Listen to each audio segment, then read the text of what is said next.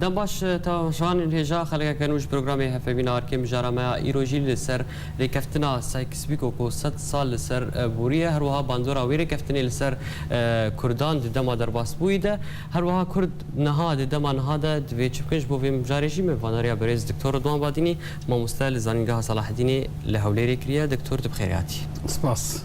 دكتور مجرامة لسر سايكس بيكو يا 6 سال لسر سايكس بيكو درباس دبا ام تخوازم داس بكن سايكس بيكو چیه بکرتین تکاره لسر با اخوه پشترا میدر باسی نوام جاری بیم سايكس بيكو چیه؟ بري هر تشتي سايكس بيكو وكم زانن عالية وك بيجي نافروكا خده اتفاقية سايكس وزير دربا انجليز وبيكو فرنسي بو او بخو نافروكا و لسر تقريبا بيج مهاك شانت شمها نوفمبر 1915 حيا ماي ايار 1916 يعني دوي دميجي دي تشبو ام وكم زانن كاتي شر جهانيه كيدبو د 1915 دي ام بيجن برانيا تشتي قد هاتن كرن كات شر جهانية كده جهانا كابن امبراطوريتا نمساوي فينغري وقت بيجي افتر فينغريسكيس بنافي ولو بود ويشاغي دهات هالوشاندن وامبراطورية عثماني جي اجوان بو ايجو عردي بيد هات براكرن ولاتكي مترهل بوش كم بو باشماي بو وقال لك تندانس نزاعات سياسية نما بنجاوبون ويشاغي اتفاقيات بريوي ايجو حمد قدهات كرن لسروي اساسي ان اولات ايجو نما كار باداره كرن جهك مركزي ببلا كرن ناولات ايجو بيتر زندينه بيتر سياسه طبعا بهيزه بيتر جو هناكي تندانس نزاعات نه ناف خود جودتك اوان بين وقت بيجي جي كرن نافي ولات فرابون وبربون وكماني باندورا واني اداري نا ولادنا مابو خلكي ناس كرن ام بجنافروكا سايكس بيكو قال لك درنج تقريبا صالح حزر ناس سدو حفداد يعني بشتي سالك هري كيم سالك درباس بود سر هبوناوي جي كرناوي بالبراكتيك دي وزير خارجيه روسيا وشاغي سازانوف اوي كشف كر وي نافروكا بلاف كر ووك ام بيجن بلانغريك دجي ولاتي جوهينا هبو برسمي دولة عثماني او جي تشما وكم زان الشر نافروكا قال لك دو دريج يعني بشتي كشتنا ولي عهد امبراطورية افسترا نمساوي نمسا ومجري ويشاغي جوهات كشتن لسرايفو الباجار سرايفو لصربيا سرب وروس نزيكي هفدوبون وك بيجهن كي هن تعاطفا كان بيجن نتويي قومي اورتا بيجن روسيا او جي سلافي وصربيا سلافي او يك جالي كي ترجي روسيا جي نقانع بواحد بعراخه جوج تشتي جوج هاتب ام بيجن دا بشكريج دولة عثماني جو بمين بحصتاوي ام بيجن هناك جي ارمينيا وهناك جي كردستاني وهناك جي او ناوشي ايجو وك قوتنا كرد دي نافا سايكس بيجو نبوري درباس نبوي يعني ام تنبون وك ام بيجن ايدنتيتيك وك كيانك تند صار بيستاد جارة اول ام بيجن هرمي كردان دهاتن اما جكرن وك ام بيجن ايدنتيك سربخو وك قابل بكيانك دي حتى ويش غير هنا وشا كرد دي نفسها كسبيكو بيدا نبو نهات بو بكارانين دي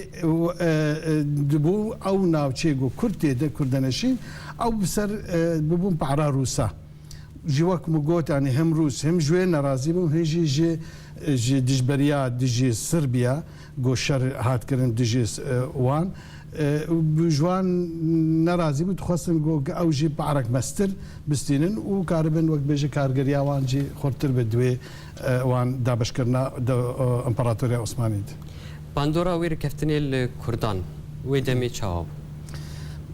باندورا وي يعني دوي حقيقة مرة بيجي زانج قالك جارا ام ديوان ديداري تلفزيوني ام تشتغل تشتن عموميات ام بيجن ام خوش دكن وام خد كن وكاوي انه ام هاني وكاس تاني دو فاكتو وكاس وقت بيجي ما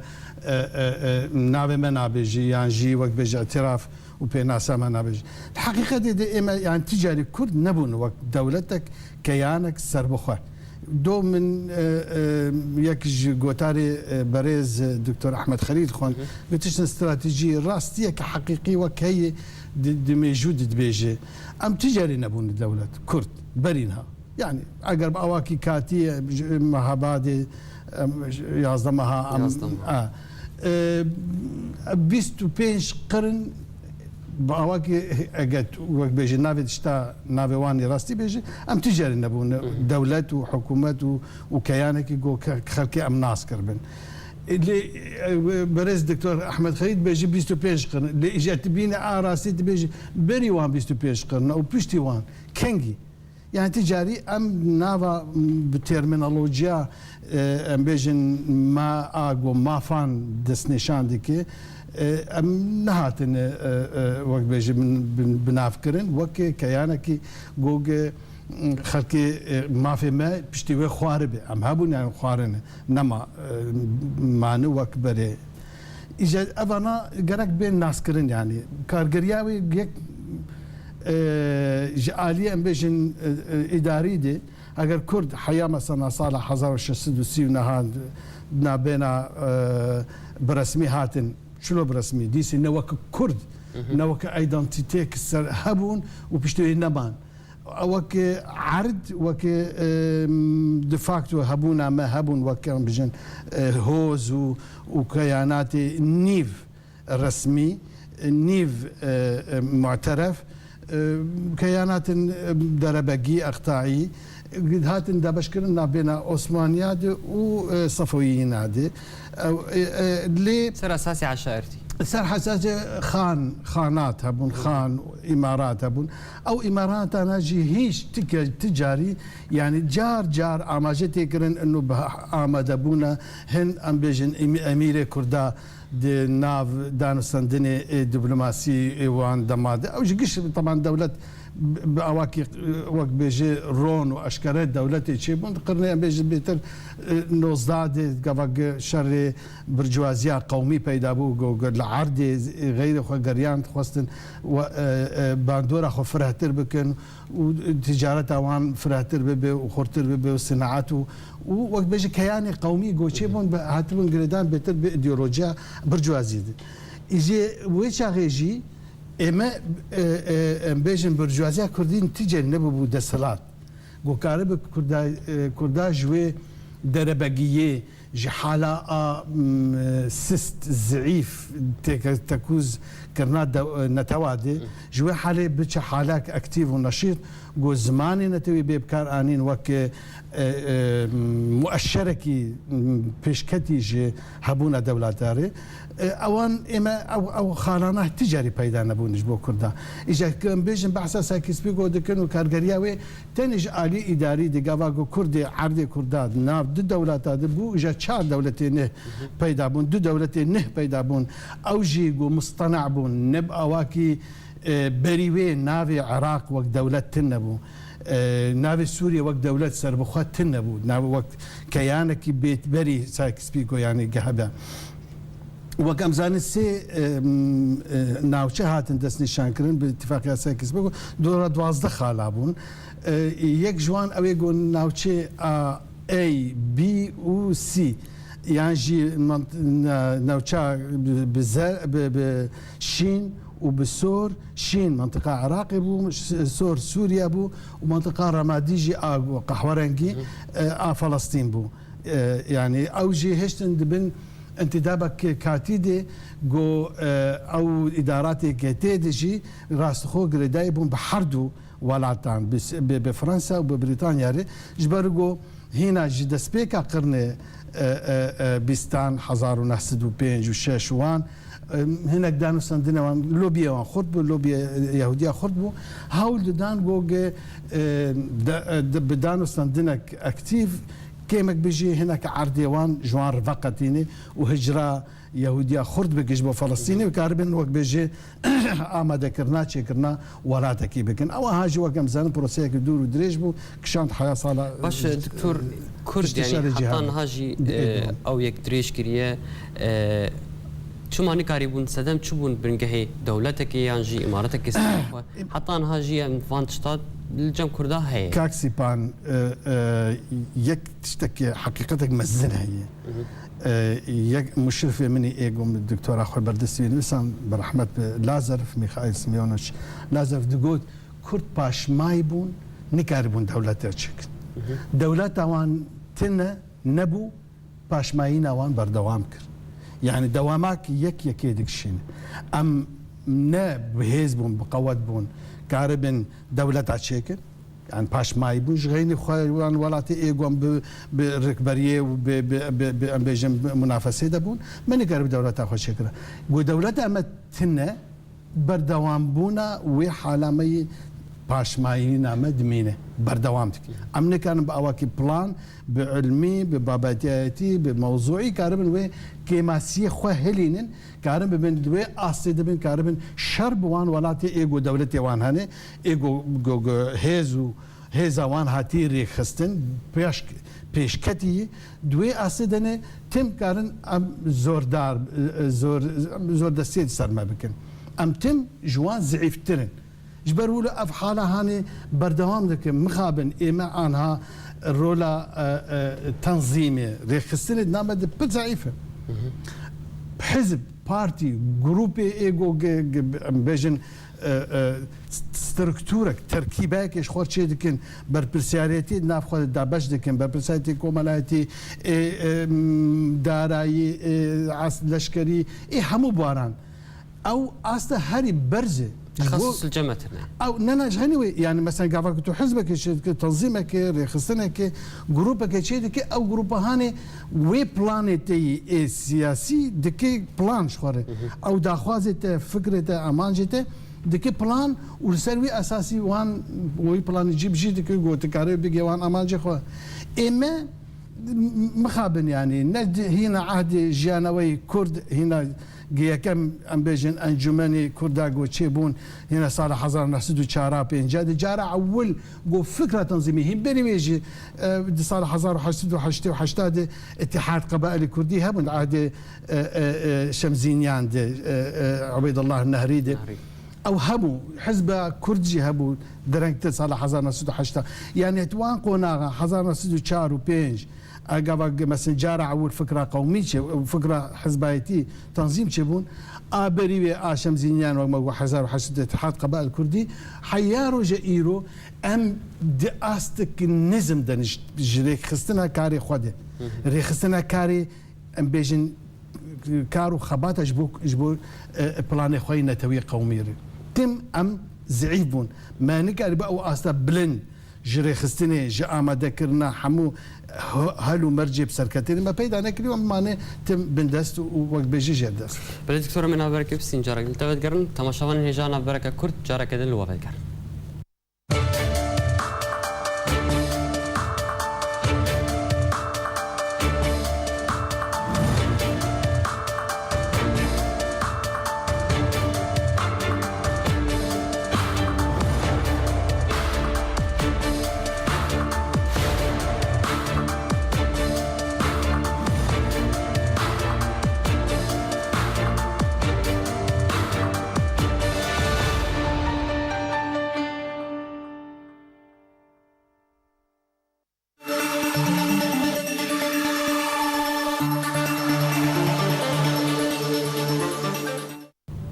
دوباره اسلاف تماشاوان الهجاوت قرن علي ميبان خو برز دكتور رضوان باديني برز بريانا بريجيم بحثا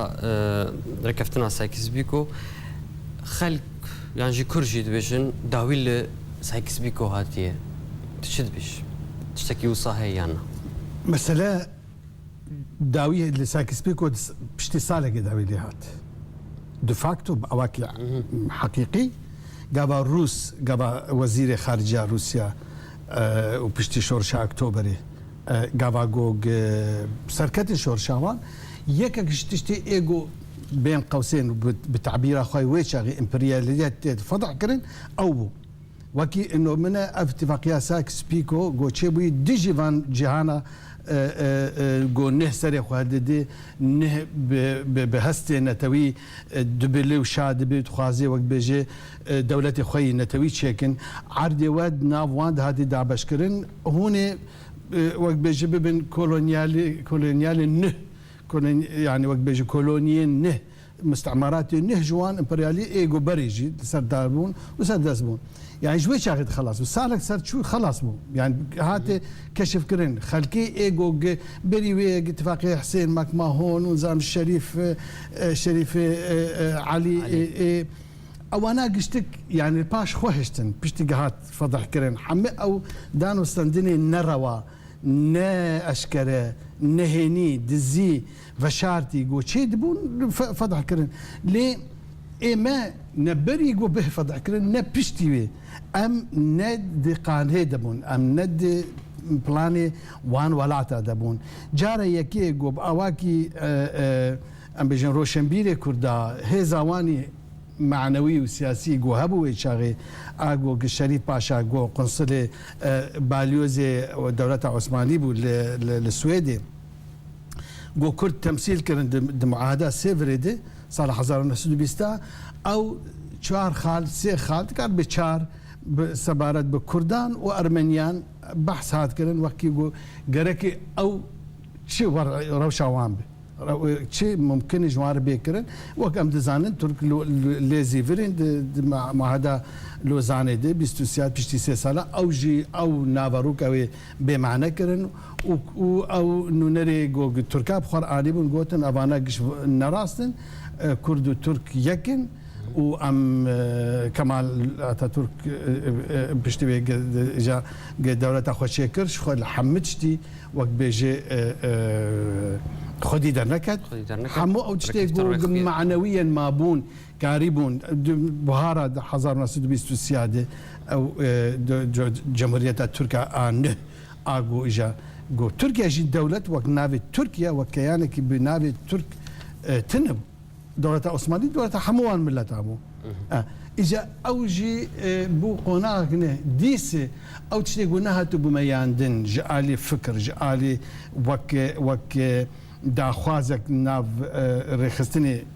كرداي بر دوازي زعيف ايقو هابون وشاغي أوجي برآف بو بنكت وكسك نكار بتشتك بكش خوا نابينا شر جهانية كم دوام دي حمو محاولات زور متواضع والزعيف واللواز هبو شكرنا الروج نمافانية شكرنا بجن ريخستني سياسي متواضع بشوك برانياوان بون كتن قناغا بشتي شر جهاني دوام ورتا حردو شراده او تشتي متواضع او يقوك مقود تشتك بخارنانين وقش بن بيبون مورسر باشوري كردستاني هريما كردستاني و دولة سربخة نها كردستان بندي صدد وشليجي قالك جياجي درباس كريا يعني جي لسر راوستيا كردستان دفيت شبكة باشوري كردستان دفيت شبكة باوري عمدي الدبلوماسية وان يعني ام خد بينين برشاك جي ام هلبت ام تشتي مي هيل سر عرديل حد شهر برشا افدر اگر اموي حقي بدن خو اجام بيجن تشي نكاره به او تشتي جو ام البندنه بجيب جكرن هناك ديسه طبعا شرط يكجار مزن هنا حر شهر ولاتي ايجو من ناف خدا باش كري هين سياسه طبعا اول يعني حتى اقول العراق ديسه هجر او دجايتيا وك صدام وان نما بديس مالكي وحيد عبادي وان يعني اوان جوان جالي ما في كردا وشارنسي قلت لك جوان مختلفا يعني وك وانا ددو جالي بجم موضوعي نيفنا تويدي دبلوماسيا كردي اوان ده تشتم بدس هينان بيغومان چل دورة چل قنصلية لكردستاني هني كيمك بيجي نافش عبارة بيجي كردات بينن وكأنه قواتك شيبوية إيرو قش بحاضرن بيشجريا كردا بكن وقت بلانك عسكري دش بداعش جو مترسي جحموان ولات زلهزري وجي اوروبا بشريتها بيش كفتيره وجي اوروبا وامريكا بتايبتي مدبينن وقت بلانك ام بيجن نا بلان خويا عسكري بوقت نا بلان وان سياسي بيرو بوشوني وان نريني وان جهري ميري امكانياغو او تشتيجو بيشكتي اللي كتيا اوروبا تشيبو جو ولاتي جو بالصدي صالح الشر بدو كرن انا يكتيا خوي مادي قانوني جمركي شون هاتنا بفيزا عمله موحد وبده هان تشتي حتى انا تفكر سياسه واني خارجي دبي يك نزيك هبدودك وحتى سياسه امبيجن عسكريجي فكرن تشيكن حتى لا تشنويه ديمك اما جبو ما اما حتى انها ابرشي هريكو بيشكتي ديفي بواري دوكو كاري خو مثلا بدا قبول كرن وكي دولتك صار بخا اوجد بالمترسيه دي يعني زور مخابن بلانا سياسي يعني بروجي سياسي داتين عليكي بلان سياسي يعني امزانن شندين شنجار جوف او ولاتي قديش بداعش او اليانسا او كواليسيون شيء تحالفا نمنتوي دوش داعش او حتى كنت ندع زمان دعوات نذكرن ندفع حواندن ندفع خواندن جبونا جو اماده بين وقت طرفي جو ديش داعش لكن ديسي عبادي بو يعني مثلا تركمون كسكي كردا تمثيل بك دوان شقاده تنبو انا هدي بأواكي متواضع لفيينا ولجيندي بيك جارة انه نري كردا فتحوين و لديس نافي كرد وك بيك امبيجن بيكاتك سر بخوا وبهيز جلاي سياسي دي نائب كارانين عسكري دي هدي جبن بندورة بغداد درد كبن امبيجن جارة هن ولات هن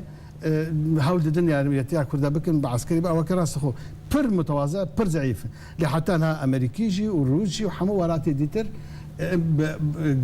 طياري وان بغداد دانين عراقي جوان نبيجن اريهم كارم بشين فانا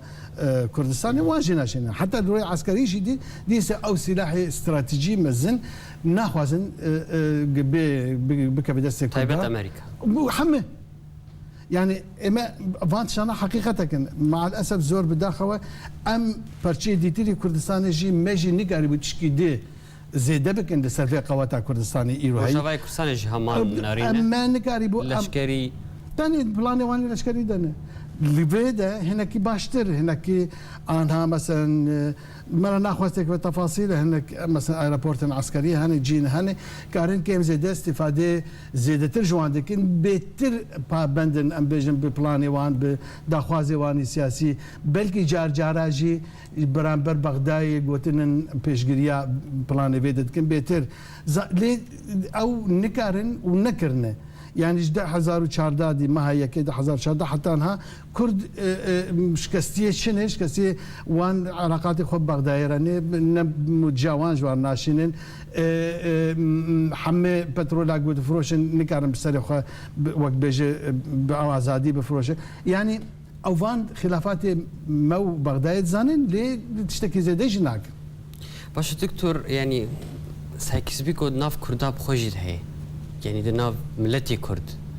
يعني اف كش جناب نا يعني جاب كش يعني ناب اصلا البيش كنا كاكسيبان اما كسك نايشونا ما تشكيش بو مناك دبي اباهاج بر حقيقتك كردا كرد خلاص نكن بسرعشكيه وبدجبارتي هفدو حمى باستثناء تشتمي تاريخها ومردوخها اشتيه قش بالضحيه وقربانيه خلافات مي كردي نافخه جاره يكي جو كردستان باشور مام جلال وجناب السروك قاربون صفحاك نهفكن جب اواك الشارستاني بيش كوتي